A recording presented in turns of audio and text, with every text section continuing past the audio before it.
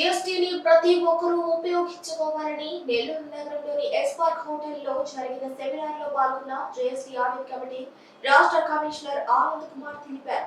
ఈ కార్యక్రమంలో audit circle GST audit committee అధికారి ఉషారాణి, ఆంధ్రప్రదేశ్ అధ్యక్షుడు Guru Brahmam, Amaravati Krishna Reddy, auto spare part అధినేతలు కోటం రామ్మూర్తి, శోభన్ బాబు, సత్యం మహేశ్వరి, మెడికల్ అధినేత ప్రదీప్ పాల్గొన్నారు. మాకు డిస్ట్రిబ్యూటర్స్ తరఫున 5 కోట్లు దాటితే e invoice ఇవ్వమంటాం sir.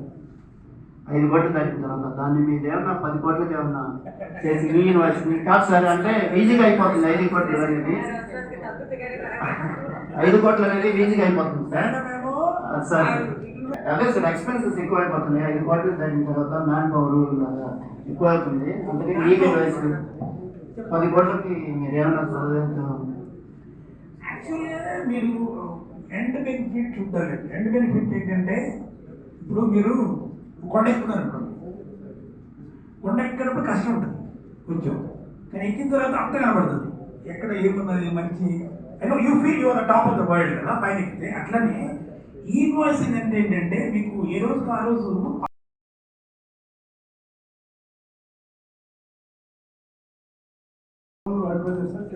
Ramurthy Shankar wholesales bills చేస్తున్నాం. జిఎస్టీ అవి 500 బిల్స్ వరకే అప్లోడ్ అవుతుంది. బిల్లింగ్ చేస్తాం కదా మొత్తం అది ఫైనల్ మాత్రమే ఆ బిల్స్ ఇది అవుతుంది. In fact we have engaged Infosys for frontline.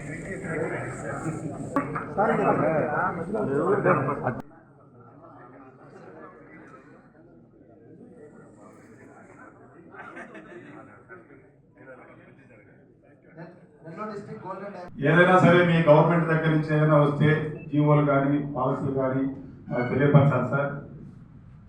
అట్లాగే మీరు ఆడిట్ చేసేటప్పుడు ఏదైనా సరే ట్యాక్స్ పొరపాటు ఉంటే ట్యాక్స్ కానీ ఎగరగొడితే వాళ్ళ దగ్గర నుంచి మీరు కలెక్ట్ చేస్తే బాగుంటుంది సార్.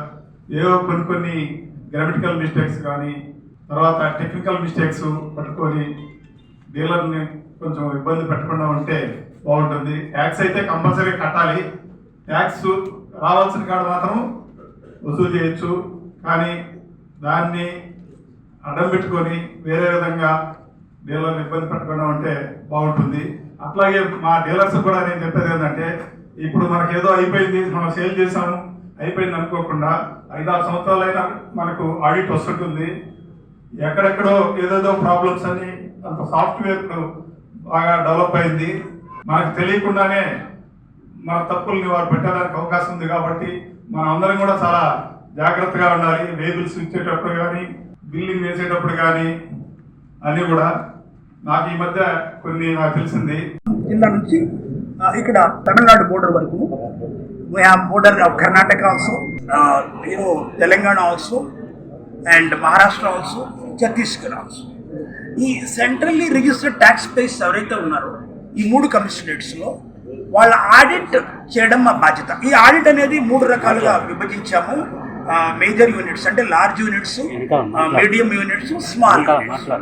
ఈ సంవత్సరం మేము 902 యూనిట్స్ ఆడిట్ చేయాలి. ఇప్పుడు మేము ఇంకా 532 యూనిట్స్ ఆడిట్ చేయాల్సి ఉంది ఈ 4 నెలల్లో. సో ఈ ఎలా దీన్ని ముందుకు తీసుకుపోవాలా, టార్గెట్ని మీరు ఫుల్ఫిల్ చేయాలా, దీని మీద మా అధికారులతో చర్చించడానికి నేను విశాఖపట్నం నుంచి రాజమండ్రి వెళ్ళి, రాజమండ్రి నుంచి గుంటూరు వచ్చి, గుంటూరు నుంచి నెల్లూరు రావడం జరిగింది. నెల్లూరు నుంచి మళ్ళీ నేను తిరుపతి వెళ్ళడం జరుగుతుంది. మా ఆఫీసెస్ ఇక్కడ ఉన్నాయి. మరి ఈ ప్రాజెక్ట్స్ ఇంప్లిమెంటేషన్ టైంలో కన్స్ట్రక్షన్ యాక్టివిటీ ఏదైతే నడుస్తుందో, మరి దానికి సంబంధించిన సర్వీస్ సెక్టర్ ఏదైతే రిలేటెడ్ సెక్టర్స్ ఉన్నాయో, మరి రిలేటెడ్గా సిమెంట్ ప్రొడక్షన్ కానీ, స్టీల్ ప్రొడక్షన్ కానీ, ఫ్యూయల్ కానీ, వీటన్నిటి మీద కూడా పన్ను ఉంది. కాబట్టి ఆ పన్నుని మరి ప్రాపర్గా కలెక్ట్ చేస్తున్నారా లేదా అనేది మేము కూడా ఆడిట్ చేయడం జరుగుతుంది.